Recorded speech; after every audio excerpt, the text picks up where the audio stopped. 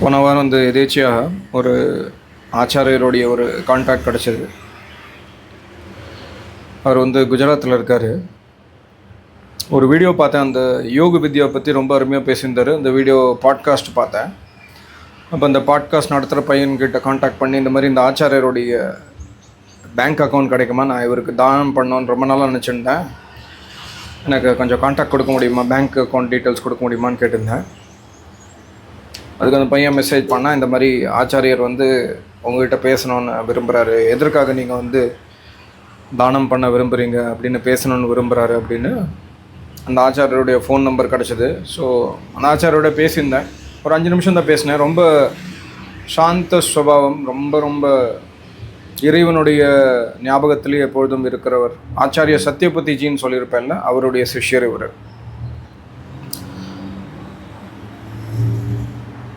அவர் வந்து ஆசீர்வாதம் கொடுத்தாரு. என்ன பண்ணுறீங்க அப்படிலாம் கேட்டார். எல்லாம் சொன்னேன். இல்லை, எதுக்காக நீங்கள் தானம் கொடுக்கணுன்னு விரும்புகிறீங்கன்னு கேட்டார். சொன்னேன், இந்த மாதிரி உங்களுடைய வீடியோஸ்னால நான் நிறைய பயனடைஞ்சிருக்கேன் சுவாமிஜி. குருநாதர் வந்து சுவாமி ராம்ஸ்வரூப் யோகாச்சாரியா, பட் அவரை தவிர நான் உங்களையும் ஃபாலோ பண்ணிட்டுருக்கேன். ஸோ உங்களுக்கு தானம் கொடுக்கணுன்னு எனக்கு மனசில் ரொம்ப நாளாக இருந்தது. ஸோ எதாச்சியாக இந்த கான்டாக்ட் கிடச்சதுனால நான் உங்களுக்கு கான்டாக்ட் பண்ணேன். ஸோ எதுக்காக சொல்லனா, ஒரு வீடியோவில் வந்து ரொம்ப அருமையான விஷயம் சொல்லியிருந்தார். இறைவன் மேலே ஸ்ரத்தை உருவாகிறது வந்து ரொம்ப கஷ்டமான காரியம்.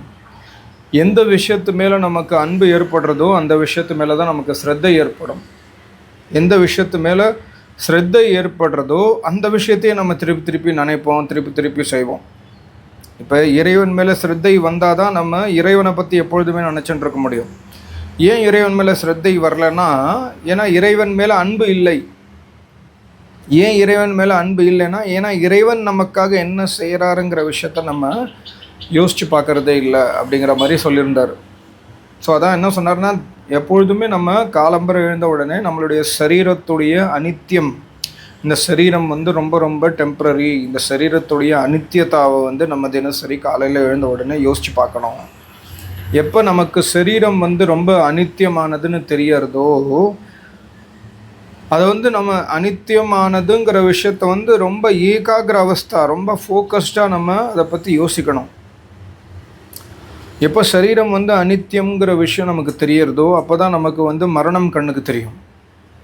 மரணம் கண்ணுக்கு தெரிஞ்சாதான் நம்ம வந்து தர்மத்தை கடைப்பிடிப்போம். மரணம் கண்ணுக்கு தெரியாத வரைக்கும், மகரிஷி தயானந்தர் வந்து மரணத்தை பார்த்து தான் வந்து யோகியா மாறினார். மரணம் வந்து தெரியாத வரைக்கும் நமக்கு வைராக்கியம் ஏற்படாது. ஸோ அவர் முதல் விஷயம் என்ன சொன்னார்னா, சரீரத்துடைய அனித்தியத்துவம், அதே மாதிரி சரீரத்தினால என்னென்ன லாப நஷ்டங்கள் இருக்குது, சரீரம் அனித்தியமா அப்படிங்கிற விஷயத்தை யோசிக்கும் பொழுது நமக்கு தெரியும் நம்ம வயசாகும். இப்போ ஆசிரமத்தில் வந்து ஒருத்தரை பார்த்தேன், அவரோட கை இப்படி நடுங்கி ஆவுத்தி போட முடியல அவரால். இப்போ ஸ்வாஹா இப்படி போடுறாரு, இப்படி நடுங்கி இந்த மாதிரி இப்படி ஸ்வாஹா போட்டிருந்தார்.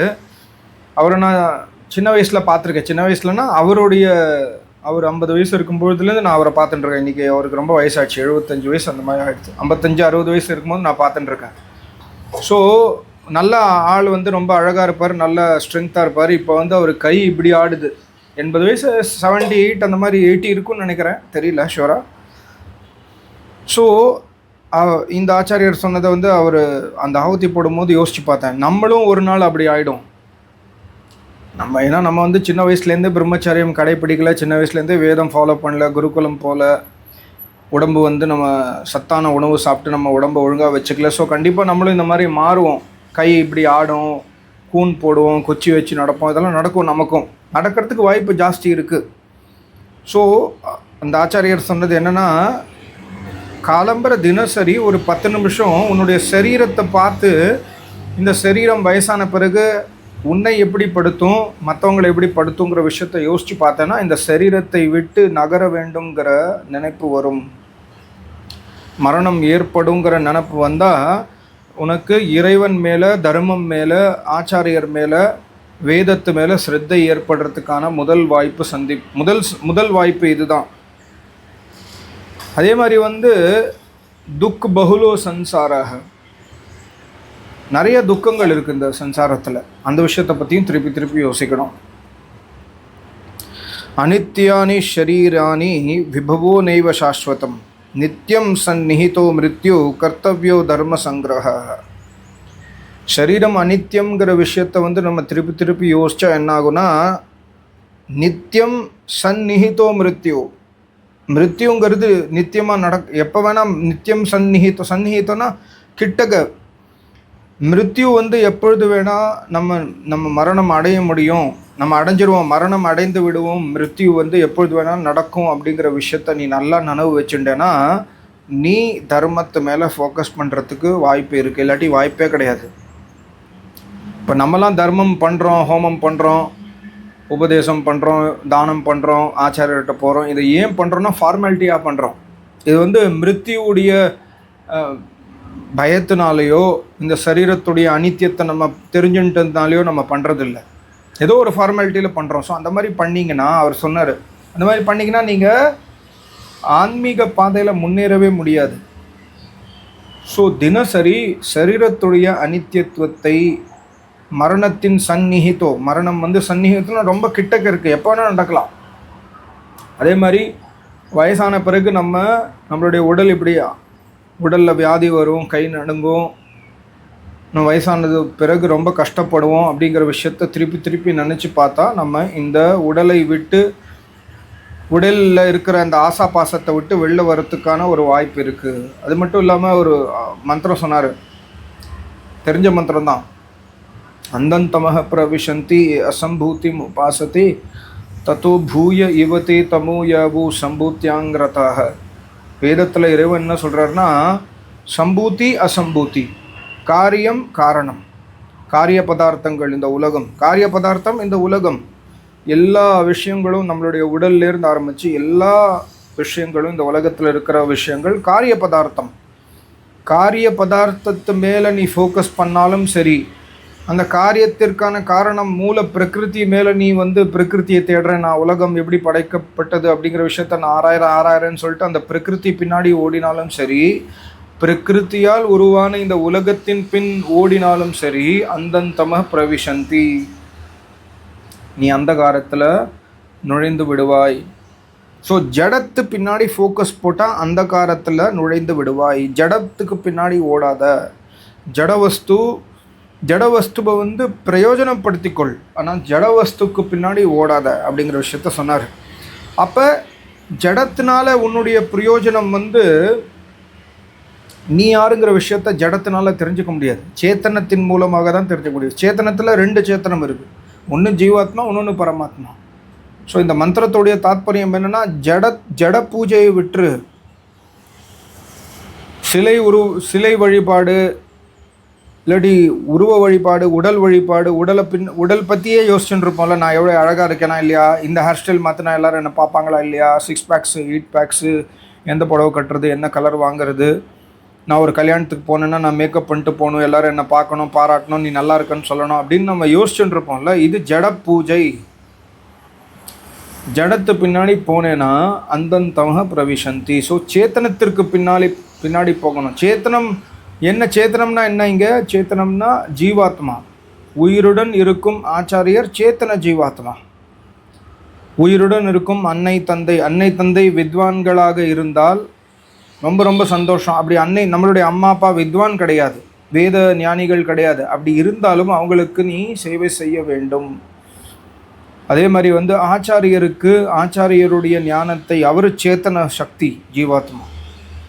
ஸோ 2 சேத்தனம், ஒன்று ஆச்சாரியர், அன்னை தந்தை, இல்லாட்டி பெரியவங்க, இல்லாட்டி இந்த மாதிரி ஏதாவது சுவாமிஜி உங்களுக்கு எதேச்சியாக கிடைக்கிறாங்க, அவங்க கொடுக்குற நல்ல உபதேசத்தில் உங்களுக்கு வாழ்க்கை முன்னேறும்னா அந்த மாதிரி இருக்கிற சேத்தன சக்திக்கு, சேத்தன ஜீவாத்மாவிற்கு நீங்கள் சேவை செய்ய வேண்டும்.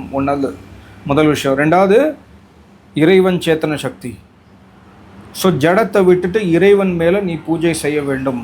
அப்போ தான் உனக்கு பூஜை செய்ய வேண்டும்னா இறைவனை உபாசிக்க வேண்டும். உபாசனைனா என்ன அர்த்தம்னா, போன வீடியோவில் சொல்லியிருந்தேன், ஞாபகம் இருக்கான்னு தெரில, அக்னி கிட்ட போய் உட்கார்ந்தா அக்னியோடைய குணம் எனக்கு வந்துடும். அக்னியில் உஷ்ணம் இருக்குது, நானும் ஹீட்டு ஃபீல் பண்ணுவேன்.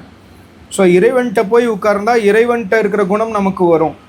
இறைவன் தூய்மையானவன், இறைவன் நியாயக்காரி, இறைவன் சர்வசக்திமான், இறைவன் அனைவரும் ரட்சிப்பவன், இறைவன் யார் மேலேயும் ராகத்வேஷம் பண்ணாதவன். ஸோ அந்த குணங்கள் நம்மக்கிட்ட வரும். நம்மளும் உபாசனைனா நம்மளும் நம்மளை அந்த மாதிரி மாற்றிக்கணும். நம்ம நல்லவங்களாக மாறிட்டோன்னா நமக்கே நம்மளை பிடிக்கும்ல. ஸோ அப்போ இறைவனையும் பிடிக்காது. இது ஒரு டெக்னிக்கு. நான் என்ன சொன்னேன் பாருங்கள், சரீரத்துடைய அனித்தியத்துவத்தை பற்றி யோசிக்கணும், மரணத்தை பற்றி யோசிக்கணும். சந்நிஹிதோ மிருத்யு, நித்தியம் சந்நிஹிதோ மிருத்யு, எப்பொழுதும் எப்போ வேணாலும் மிருத்யு நடக்கலாம். அதனால் தர்மத்து மேலே ஃபோக்கஸ் பண்ணோம், ஜடத்து மேலே ஃபோக்கஸ் பண்ணக்கூடாது. ஜடத்தை உபயோகிக்க வேண்டும், உடலை உபயோகிக்க வேண்டும், ஆனால் உடல் மேலே எப்பொழுதுமே ஃபோக்கஸ் பண்ணக்கூடாது. சேத்தனத்து மேலே ஃபோக்கஸ் பண்ணோம். அது நம்மளுடைய அம்மா அப்பாவாக இருந்தாலும் சரி, பெரிய ஆச்சாரியராக இருந்தாலும் சரி, சமாதிஸ்த யோகி ஜீவன் முக்த புருஷர்களாக இருந்தாலும் சரி, அவங்கக்கிட்ட இருக்கிற நல்ல விஷயங்களை நம்ம கற்றுக்கணும், அவங்களுக்கு சேவை செய்ய வேண்டும். அடுத்த சேத்தன தத்துவம் இறைவன். இறைவனை போல நம்மளுடைய குணத்தை எவ்வளோ முடியுமோ அவ்வளோ மாற்றிக்கணும். இறைவன் தூய்மையானவன். இறைவன் யாரையும் மிஸ் அண்டர்ஸ்டாண்ட் பண்ண மாட்டார். இறைவன் யாரையும் ஜட்ஜ் பண்ண மாட்டார், மிஸ்ஜட்ஜ் பண்ண மாட்டார். ஜட்ஜ் பண்ணுறதுனா கரெக்டாக ஜட்ஜ்மெண்ட் பண்ணுவார். அந்த மாதிரி நம்மளும் நம்மளை மாற்றிக்கணும். ஸோ இது சேத்தன பூஜை, சேத்தன உபாசனை. அதே மாதிரி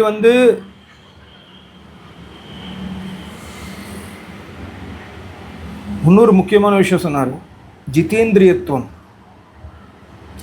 ஜிதேந்திரியர்னா யார் ஜிதேந்திரியன்னா, லாபம் நஷ்டம், நல்ல ஸ்பர்ஷம்னா மிருதுவான உடலை நம்ம ஸ்பர்ஷம் பண்ணும்போது தொடும்பொழுது, இப்போ குழந்தை இருக்குது, குழந்தை பிறக்கிற இந்த குழந்தைய தொடர்றதுக்கு ஆசைப்படுவோம், ஏன்னா அந்த குழந்தையுடைய சரீரம் மிருதுவாக இருக்குது. அதே மாதிரி ஒரு ஆண்மகன் ஆப்போசிட் செக்ஸ் அட்ராக்ஷன். நல்ல ஸ்பர்ஷம் இல்லாட்டி ரொம்ப ஹார்டான ஸ்பர்ஷம், கல்லை தூக்கிறது, மண்ணை தூக்கிறது, இரும்பு தூக்கிட்டு போய் இங்கேருந்து அங்கே வைக்கிறது, சேவை செய்யும்பொழுது ரொம்ப கஷ்டப்படுவோம். அந்த மாதிரி ஸ்பர்ஷம் இருந்தாலும் சரி, நல்ல ஸ்பர்ஷம் இருந்தாலும் சரி, லாபம் நடந்தாலும் சரி, நஷ்டம் நடந்தாலும் சரி, எல்லா சிச்சுவேஷன்லேயும் சமானமாக இருப்பதே ஜிதேந்திரியத்துவத்தின் அறிகுறி. யார் ஜிதேந்திரியன்னா இந்த எல்லா விஷயத்துலையும் சமானமாக இருப்பாங்க. உஷ்ணம் 50 டிகிரி வெயில் அடித்தாலும் சரி, 0 டிகிரி குளிராக இருந்தாலும் சரி, ஹோமத்தை விட மாட்டாங்க. அவங்களுக்கு அந்த வெயில் தாக்காது. 50 டிகிரி ஆக இருந்தாலும் அவங்களுக்கு அவங்களுடைய நினைப்பு பரமாத்மா மேலே இருக்கிறதுனால அந்த வெயிலுடைய எஃபெக்ட் அவங்களுக்கு இருக்காது. அதே மாதிரி குளிருடைய எஃபெக்ட் இருக்காது. சமானமாக இருப்பாங்க. நம்ம என்ன பண்ணுவோம், மழை பெய்யுது, செமையாக மழை பெய்யுது வெளியிலனா பஜ்ஜி பக்கோடா போட்டு சாப்பிடுவோம். அப்போ மனசு வருவேன், வீடியோ எடுப்போம், இவ்வளோ சூப்பராக இருக்குது பாருன்னு சொல்லிட்டு ஸ்டேட்டஸில் போடுவோம், ரைட்டா? வெயில் அடித்தா என்ன கொடுமையாக வெயில் அடிக்குது பாரு அப்படின்னு சொல்லிட்டு வெயிலை திட்டுவோம். ஆனால் ஜிதேந்திரிய புருஷர்கள் எல்லா சிச்சுவேஷன்லேயும் கான்ஸ்டண்ட்டாக இருப்பாங்க அப்படிங்கிற விஷயத்த சொன்னார். ஸோ அதனால் நம்ம இது ஜிதேந்திரியத்துவத்தை அடைந்த புருஷர்களின் அறிகுறியாக இருந்தாலும், இது மூலமாக நமக்கு என்ன ஒரு ஐடியா கிடைக்கிறதுனா, இந்த மாதிரி நம்ம ப்ராக்டிஸ் பண்ணால் நம்ம இந்த மாதிரி மாறிடுவோம். அப்புறம் உபாசனா செய்யும்பொழுது, ஒரு டிவி படம் பார்க்கும்பொழுது 3 மணி நேரம் போய் தேட்டரில் உட்காரும்பொழுது நம்மளுடைய அந்த கவனம் சிதறுவதில்லை, அந்த படத்தை மேலேயே இருக்கும். சில சமயம் நம்ம அழ ஆரம்பிச்சிடும் படத்தை பார்த்து. ஆனால் இறைவனுடைய உபாசனை செய்யும்பொழுது, ஹோமம் செய்யும்பொழுது நம்மளுடைய மனசு அவ்வளோ ஒருநிலைப்படுவதில்லை. ஏனென்றால் அந்த உபாசனையுடைய பலன் நமக்கு இன்னும் தெரியவில்லை, புரியவில்லை. அந்த ஞானத்தை நம்ம சரியாக புரிஞ்சுக்கல, கிரகிச்சிக்கல. ஸோ இறைவனுடைய உபாசனை போது, சுவாத்தியாயம் பண்ணும்பொழுது, உபாசனை செய்யும்பொழுது, தியானம் செய்யும்பொழுது, ஹோமம் செய்யும்பொழுது அந்த இடத்து மேலே நம்மளுடைய ஃபோக்கஸ் நகராமல் இருக்கணும்னா, உபாசனாவுடைய மகத்துவத்தை நாம் அறிந்து கொள்ள வேண்டும். இப்போ இறைவன் மேலே எப்படி நமக்கு அன்பு ஏற்படும்னா, 3 விஷயம் சொன்னார், ரொம்ப அருமையான விஷயம். முதல் விஷயம் இந்த உலகத்தில் இருக்கிற எல்லா ஜட சேத்தன பதார்த்தங்களையும் இறைவனை படைக்கிறான். இந்த விஷயத்தை திருப்பி யோசிச்சா இறைவன் மேலே அன்பு ஏற்படும் ஜாஸ்தி. உலகத்தில் நம்ம பார்க்கின்ற எல்லா ஜட வஸ்துக்களையும், எல்லா சேத்தன வஸ்துக்களையும் படைப்பது பரமாத்மாவே, முதல் விஷயம். அதே மாதிரி உலகத்தில் இருக்கிற ஜட வஸ்துக்கள், சேத்தன வஸ்துக்கள் நமக்கு சுகம் ஏன் தர்றதுன்னா, இறைவன் அதை விதிப்படி படைக்கிறார். இறைவன் விதிப்படி படைக்கவில்லை என்றால் அந்த எந்த வஸ்துவும் அது இரும்பாக இருந்தாலும் சரி, கல்லாக இருந்தாலும் சரி, வீடாக இருந்தாலும் சரி, மற்றவனுடைய சரீரமாக இருந்தாலும் சரி, அது நமக்கு சுகம். அந்த இறைவனுடைய விதிப்படி அது படைக்கப்படவில்லை என்றால் அது நமக்கு சுகம் அளிக்காது அப்படிங்கிற விஷயத்த நல்லா புரிஞ்சுக்கணும். ஏகாகிரத அவஸ்தையில் வந்து இதை ஆராய வேண்டும். அப்புறம் இன்னொரு விஷயம், எல்லா சத்திய வித்யாவும், இந்த உலகத்தில் என்னென்ன சத்தியம் இருக்கோ, என்னென்ன சத்திய ஞானம் இருக்கோ, அது எல்லாத்திற்கும் மூல காரணம் பரமாத்மா மட்டுமே. இறைவன் ஒருவனேன்னு வேற ஏதோ புத்தகத்தில் எழுதியிருந்தாலும் அந்த புத்தகத்துக்குள்ள, அந்த குரானில் எழுதியிருக்க இறைவன் ஒருவனே, அவனுக்கு உருவம் இல்லைன்னு எப்படி வந்தது? குரானில் வேதத்தின் மூலமாக வந்தது. ஸோ எல்லா சத்திய ஞானமும் சத்திய வித்யாவும் சத்திய ஞானத்திற்கும் இறைவனே ஆதி மூலமானவன். ஆதி மூல பகவான் அவங்கிட்டே இருந்து தான் சத்திய ஞானம் பிறக்கிறது. அவனே ஞான களஞ்சியம், அவனே ஞானத்தின் மூலம். இந்த 3 விஷயத்தை திருப்பி திருப்பி திருப்பி திருப்பி திருப்பி ஆராய்வதின் மூலமாக, எந்த 3 விஷயம்? இந்த உலகத்தில் இருக்கிற ஜட வஸ்து, சேத்தன வஸ்து, இந்த உலகத்தில் இருக்கிற எல்லா வஸ்துக்களையும் படைப்பது இறைவன் மட்டுமே. இறைவன் தன்னுடைய விதிப்படி இந்த வஸ்துக்களை படைக்கவில்லை என்றால், அவனுடைய விதிப்படி படைத்ததால் மட்டுமே இந்த வஸ்துக்கள் நமக்கு சுகம் அளிக்கிறது. எல்லா சத்திய வித்யாவிற்கும் ஞானத்திற்கும் ஆதி மூலமானவன் பரமேஸ்வரன் ஒருவனே. இந்த 3 விஷயத்தை திருப்பி திருப்பி திருப்பி திருப்பி ஆழ்ந்து யோசிப்பதன் மூலமாக இறைவன் மேலே நமக்கு பிரேமம், அன்பு ஏற்படும். அந்த அன்பு ஏற்பட்டால் நமக்கு உபாசனையில் சிரத்தை ஏற்படும். உபாசனையில் டிஸ்டர்பன்ஸ் வராது. உபாசனை பொழுது நம்மளுடைய மனசு வேற எங்கேயும் போகாது. உபாசனை பண்ணும்போது மனசு இறைவனோட சேர்த்துருவோம், நம்ம வெளியில் வரமாட்டோம். இதை திருப்பி திருப்பி யோசிக்க சொன்னார். அதே மாதிரி இந்த மாதிரி இன்னொரு விஷயம், முக்கியமான லாஸ்ட் விஷயம் என்ன சொன்னார்னா, நம்ம செய்யக்கூடிய எந்த விஷயமாக இருந்தாலும் இந்த விஷயத்தை செய்வதனால் நான் இறைவனுடைய அன்பை இழந்து விடக்கூடாதுங்கிற விஷயத்தை நினைவு வச்சுக்கணும். எந்த விஷயம்? இப்போ உதாரணத்துக்கு ஜாஸ்தி சாப்பிட்றோம், அடித்து போட்டு ஃபுல் பிளேட், அந்த கைதிங்கிற படத்தில் வரும், அந்த கார்த்திக் சாப்பிடுவான் பாருங்கள், கார்த்திக் சினிமா ஆக்டர், பக்கெட்டு பூரா பிரியாணியை போட்டு ஒரு தட்டில் போட்டு அப்படியே ஃபுல்லாக சாப்பிடுவான். ஸோ இந்த மாதிரி ஜாஸ்தி சாப்பிட்றது, ஜாஸ்தி ஆசைப்படுறது, மற்றவன் பொருள் மேலே கண் வைக்கிறது, இந்த மாதிரி பண்ணால் இறைவன் நம்மளை, இவன் யோக்கியமானவன்னு இறைவன் நினைக்க மாட்டார். இவன் அயோக்கியன், இவனுக்கு ஞானம் நான் கொடுக்க மாட்டேன்னு இறைவன் டிசைட் பண்ணுவார். ஸோ அந்த மாதிரி இறைவன் டிசைட் பண்ணாதபடி நம்ம பார்த்துக்கணும். இறைவன் நம்மளை எப்படி பார்க்கணும்? இவன் யோக்கியமான வியக்தி, இந்த பெண்மணி யோக்கியமானவள், ஞானத்தை பெறுவதற்கு தகுதி உடையவள். அப்படின்னா சாப்பிட்ற சாப்பாட்டிலேருந்து நம்ம எல்லா நடை உடை பாவனையை நம்ம பொறுமையாக தர்மத்தின் வழியில் பண்ணணும். சாப்பிட்றது அளவாக சாப்பிடணும். ஜாஸ்தி ஃபுல் போட்டு ஃபுல் கட்டு கட்டி அப்புறம் தூங்குறது. ஃபுல்லாக சாப்பிட்டா என்ன ஆகும்? தூக்கம் வரும். தூங்கினா சோம்பேறித்தனம், அப்புறம் அதுலேயே காமம் உருவாகும். இது எல்லாமே நடக்கும். அப்போ நம்ம இறைவனுடைய அந்த இறைவன் நம்மளை பாத்திரமாக கருத மாட்டார். ஸோ இது ரொம்ப முக்கியமான விஷயம். இறைவனுடைய கண்ணோட்டத்தில் நம்ம ஞானத்தை பெறுவதற்கான பாத்திரமாக மாற வேண்டும். அப்படின்னா என்ன பண்ணோன்னா, இறைவன் வேதத்தில் என்னென்ன விஷயம் சொல்கிறாரோ அதன்படி நம்மளை லிமிட்டடாக சாப்பிட்றது, லிமிட்டடாக பேசுறது, லிமிட்டடாக எல்லாத்தையும் லிமிட்டடாக வச்சுக்கிறது, தர்மத்தின் வழியில் அநியாயம் பண்ணாமல் இருக்கணும். வெளியில் கேமராக்கு முன்னாடி நல்ல ஆளாக பிஹேவ் பண்ணிட்டு வீட்டுக்குள்ளே காமியா, குரோதியா, லோபியா, லாலச்சியா, ஜிதேந்திரியம் இல்லாமல் இருக்கக்கூடாது. ஸோ கேமரா முன்னாடி நான் எப்படி இருக்கனோ அதே மாதிரி வீட்டில் இருக்கணும். இந்த மாதிரி நீங்கள் வீடியோ பண்ணுறதில்ல, பட் வெளியில் உங்கள் ஹஸ்பண்டுக்கு முன்னாடி ஒரு மாதிரி பிஹேவ் பண்ணுறது, ஒய்ஃபுக்கு முன்னாடி ஒரு மாதிரி பிஹேவ் பண்ணுறது, ஒய்ஃப் இல்லாத பொழுது வேறு மாதிரி பிஹேவ் பண்ணுறது, இந்த மாதிரி பண்ணால் இறைவன் சர்வவியாபி. ஞாபகம் வச்சுக்கோங்க, இறைவன் உங்களை பாத்திரமாக கருத மாட்டார். ஸோ இந்த விஷயம் ரொம்ப முக்கியம். ஸோ இதெல்லாம் பண்ணினா இறைவன் மேலே சிரத்தை ஏற்படும்.